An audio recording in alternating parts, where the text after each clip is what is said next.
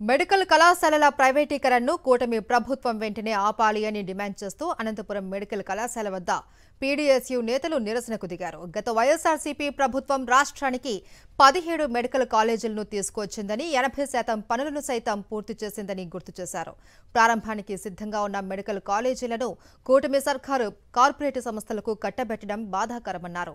Medical కాలేజీల ప్రైవేటీకరణ వల్ల ఎస్సీ, ఎస్టీ, మైనార్టీలకు అన్యాయం జరుగుతుంది అన్నారు.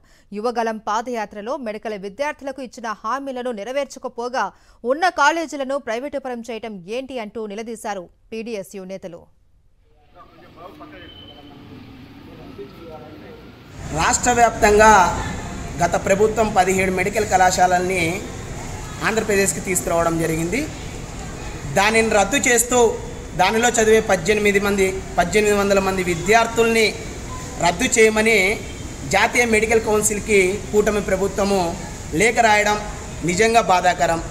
గతంలో 17 మెడికల్ కళాశాలలు తెచ్చిన వెంటనే జగన్మోహన్ రెడ్డి గారు 80% పూర్తి చేసి క్లాసులకి ప్రారంభానికి సిద్ధంగా ఉన్నటువంటి మెడికల్ కళాశాలల్ని ఈరోజు కార్పొరేట్ శక్తులకి అప్పగించాలని కూటమి ప్రభుత్వం చూడడం చాలా బాధాకరం.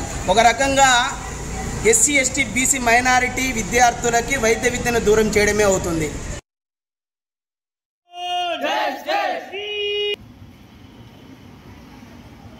కళాశాలల ప్రైవేటీకరణ